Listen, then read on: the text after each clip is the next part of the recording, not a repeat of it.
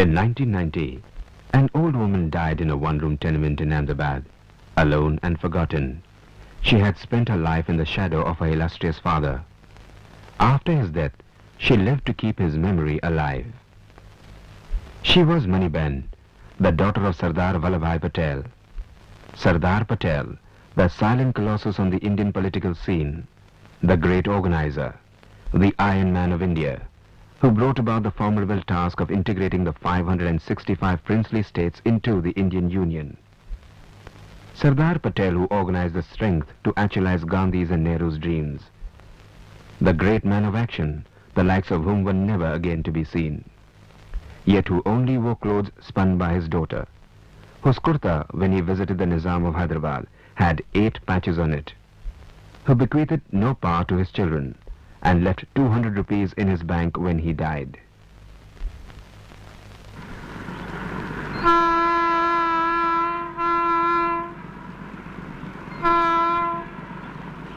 The historic Sabarmati River in Ahmedabad, from the banks of which Gandhi led the nationalist struggle till 1928. Also on its banks, a little further away, is another historic monument, Shahi Bagh. It is today a memorial to Sardar Patel, and like all memorials and statues, a symbol of our struggle against forgetting.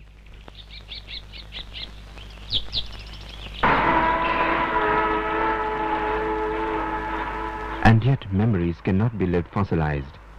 Today, when our public life has been marred by deep erosion of values, the time has come to take the memories of great leaders like the Sardar out of the deep freeze of museums and into our present.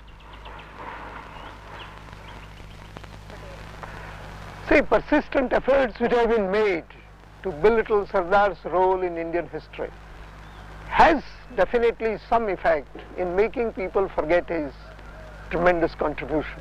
But as a person, Sardar is being remembered more and more. He was a man of crisis and he was a troubleshooter. So every time that nation is facing a trouble, people start remembering him with nostalgia.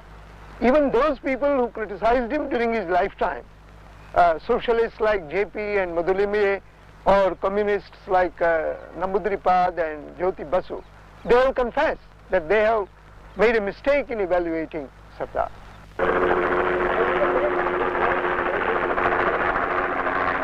Why is there such a deep unconscious association of a man with times of crisis?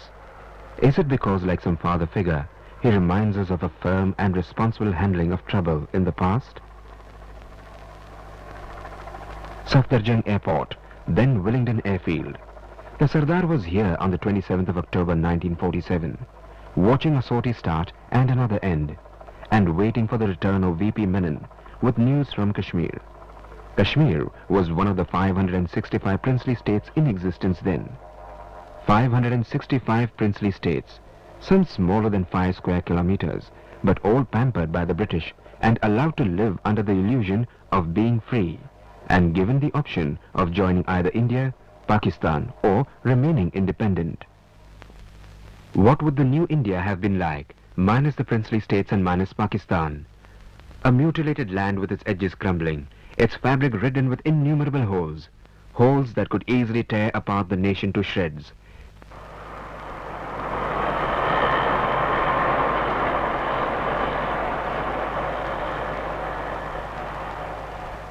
It was in the strategic interests of all concerned that this be prevented.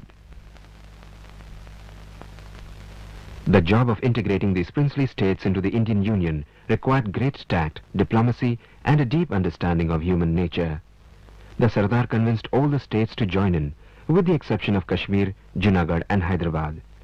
Junagadh caved in, but there had to be police action before the Nizam of Hyderabad surrendered. Sardar Patel was really best suited for this task. From October 1946, well before independence, he had made the matter of the states his own. His record was also extremely appropriate, because although he had fought against the Rajkot ruler in 1939, he did not have the image of somebody who was hostile to the Rajas and Maharajas. So when in June of 1947, he officially became in charge of the state's question on behalf of the government. This was even before August 15. It was a move that was liked by the Rajas and Maharajas and even the Nawabs. He started wooing the Maharajas really from the month of May in 47, and one by one, supported by his team in the Ministry of States, he wore down any resistance that they had to acceding to India. He also was very astute in fully employing the possibilities made available by Mountbatten, the Viceroy. It's true that his combination of firmness and tact was also allied to this offer of the privy purse to the princes. But it was a very small price to pay for the accession and integration into India of 560 plus states.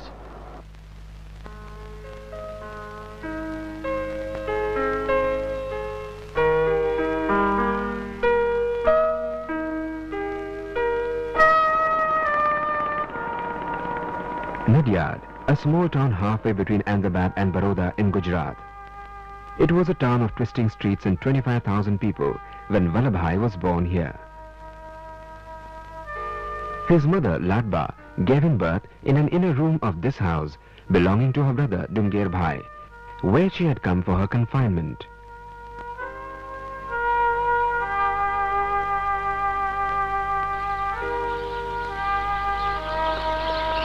Vallabhbhai's childhood was spent not in Nadyad but in Karansad, 12 miles north, where his father Zaver Bhai tilled a 10-acre plot and owned a house. Vallabhbhai's parents had 6 children. Vallabhbhai was the 4th. It is conjectured by some that this status of being a middle child had a share in the making of his extraordinarily strong and independent personality. Zaver Bhai was burdened with debt, and his involvement in the Swami Narayan sect led him to become more and more a recluse and detached from his home. Deprived of adequate parental love, remembered last when clothes and sweets had to be shared, and first when any work needed to be done, Vallabhbhai learnt very early to fend for himself.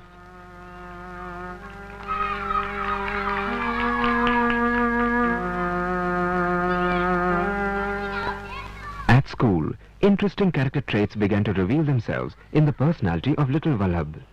The Nadyad High School saw the emergence of a rebellious, mischievous but witty schoolboy who played little tricks on his teachers and regaled his friends with puns and jokes. The school register recording Vallabhbhai's name still exists.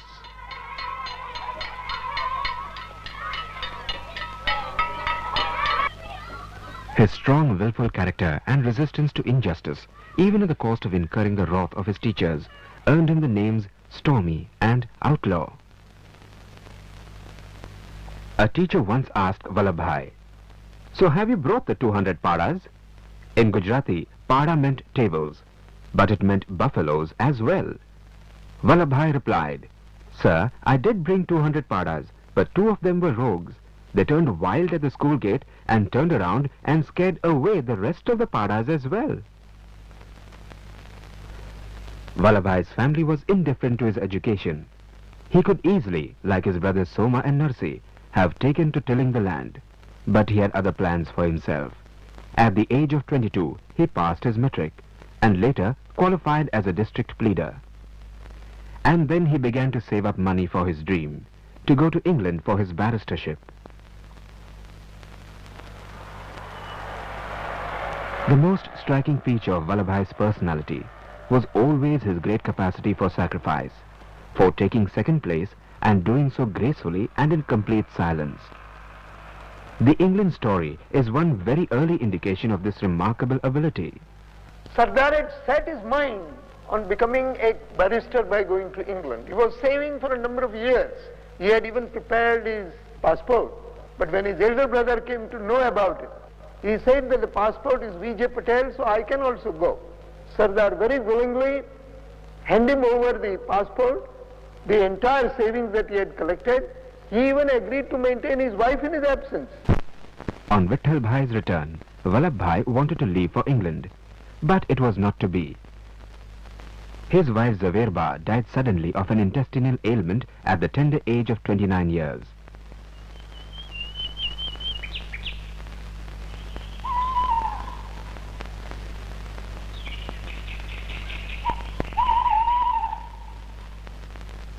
Zavirba is one aspect of Vallabhbhai's life that remains a mystery. Her children were too young to remember her, and Vallabhbhai characteristically never spoke of her. What was the nature and intensity of their relationship will never be known. Vallabhbhai never remarried. When he actually set out for his barristership to England, he was a man already 35 years of age. In him, a down-to-earth patidar, a widower who had saved money for it twice over, was going to England. Not a young romantic or a political anarchist. He knew he had not much time.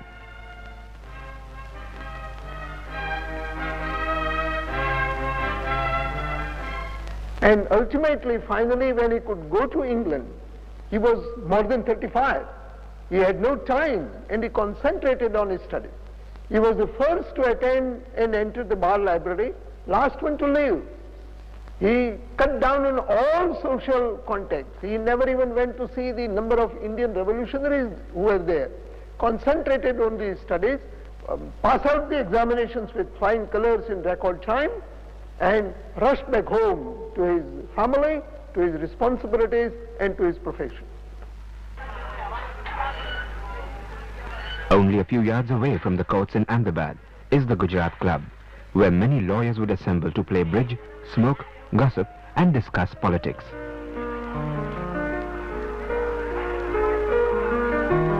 When Vallabhbhai returned from England and set up a successful practice as a criminal lawyer, he spent many evenings here playing bridge. Vallabhbhai in 1913. Clients who met him spoke of his piercing dark eyes. He was in the habit of staring hard at the other person, making him waver and withdraw. At the club, Vallabhbhai discovered that he was quite good at bridge. The image of Vallabhbhai Patel during this time is quite unlike that to be expected of a future nationalist leader. He smoked, played bridge, wore European clothes, and sent his children to English schools. Just across the street from the Gujarat Club was Vallabhbhai's Bhadra house.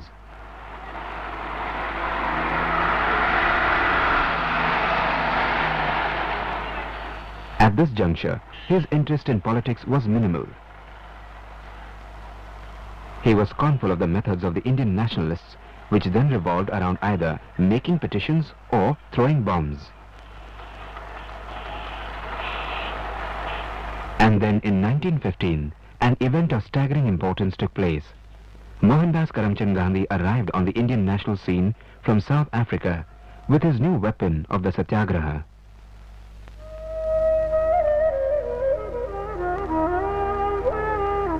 Vallabhbhai greeted this news with skepticism. One day when Gandhi arrived in the Gujarat Club to address a meeting, Vallabhbhai talked of him from his bridge table with great sarcasm and made everybody laugh. However, destiny had planned otherwise. Vallabhbhai, like many others, would soon be irrevocably drawn into Gandhi's magnetic field, never to return to his earlier life. When I joined Gandhiji, I collected some firewood, lit a fire, and put all considerations of my family, my career, my reputation, and everything into the fire. I do not know what would be left of these, except the ashes. Sardar's life is peculiar, something which is completely different from any other person. His life is divided into two watertight compartments. In the first compartment, Sardar is totally, fully, entirely devoted to his family affairs. He has no interest in public life. He will not meet anybody, he will not bother about anybody, he didn't join political party, did nothing. In the second half, after he entered the public life, he completely and totally forgot his own family affairs. He never bothered about family income, family circumstances, marriage of his children, training of them, educating them. He was completely, totally, entirely devoted to public life. So, these type of watertight compartments you will not find in the life of any other person in history. This is a peculiar trait of Sardar.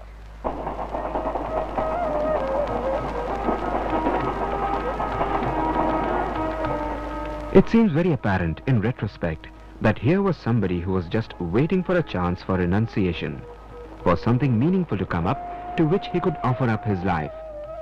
It was to this waiting spirit in Vallabhbhai that Gandhi showed the way.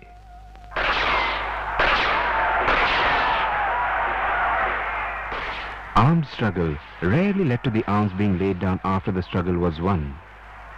Gandhi appeared onto the national scene with a new weapon, that of satyagraha, or non-violent resistance to oppression. The method had already proved effective in Champaran. Vallabhbhai, the man of action, was impressed. He joined the Kheda and Nagpur flag satyagrahas as Gandhi's lieutenant, and in the days spent by his side, he silently observed Gandhi's methods. Thus began a 30-year relationship between Gandhi and Vallabhbhai, which was to have such a significant impact on the struggle for Indian independence.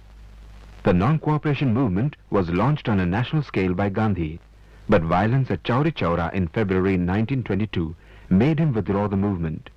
In the years that followed, he decided to strengthen and prepare the people for non-violent struggle, and there was a political lull.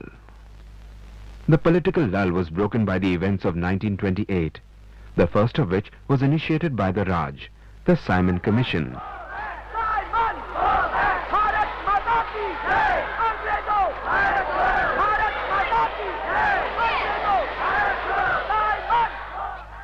The second and more important was initiated by the people of the Bardoli Taluka in Gujarat. They launched a struggle against an unjust increase in land tax levied by the government. The Bardoli Satyagraha was a successful demonstration of Gandhi's methods on a large scale.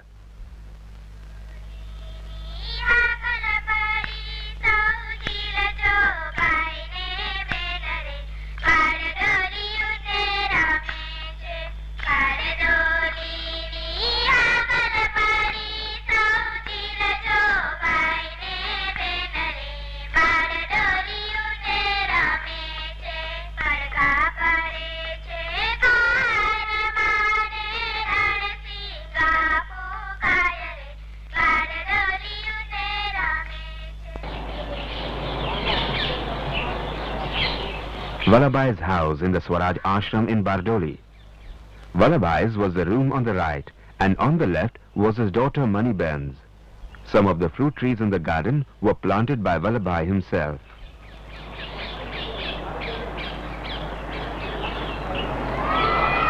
Even long after the Bardoli struggle was won, the house and the Swaraj ashram continued to be the center of political activity in Gujarat.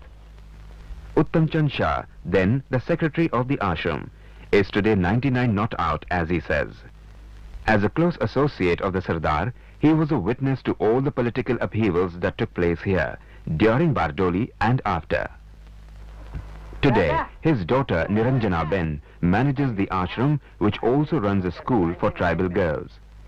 I am 99 में प्रवेश को ये अक्टूबर 11 को I am in 99. I finished 98.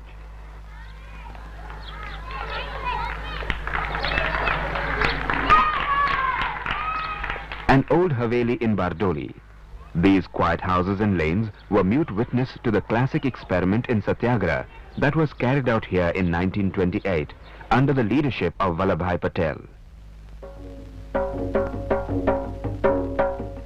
The British government had increased the tax on land. When all appeals to bring it down fell on deaf ears, the men and women of Bardoli launched a movement of complete non-cooperation.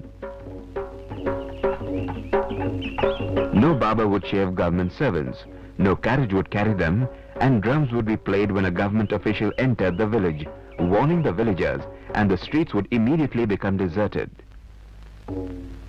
When the people refused to pay the land tax, their land was forfeited and cattle seized. The people of Bardoli remained firm and drew inspiration from Vallabhbhai, whom they fondly referred to as their Sardar.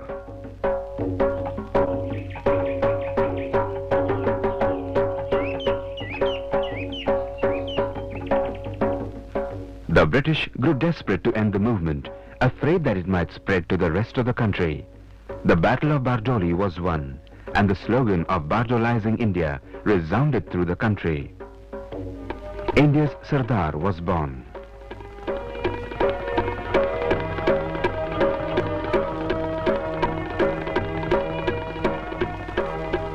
So Bardoli gave Sardar to India.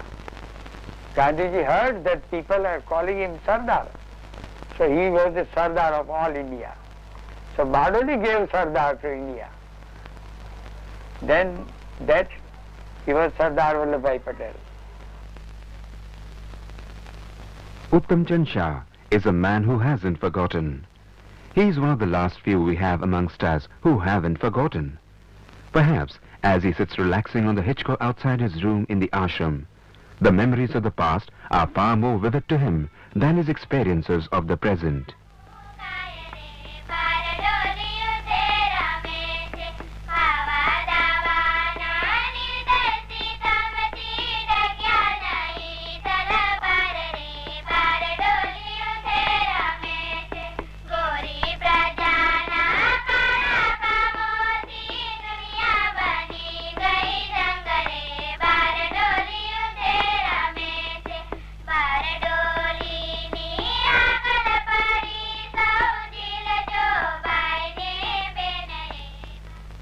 With the success of Bardoli, Vallabhbhai, the hero of the hour, was the natural choice for the presidentship at the annual Congress session at Lahore in 1929.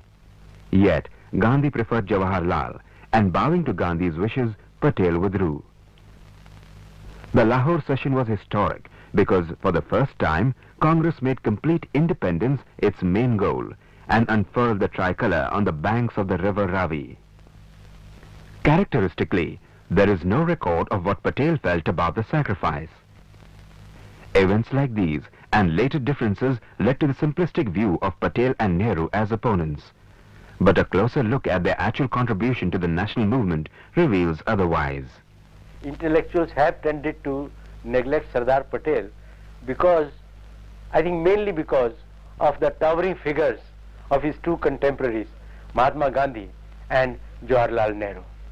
But in fact, great men as these two were, they too suffered from certain lacuna, not weaknesses, but certain lacuna. No one person can be everything, no person can be God.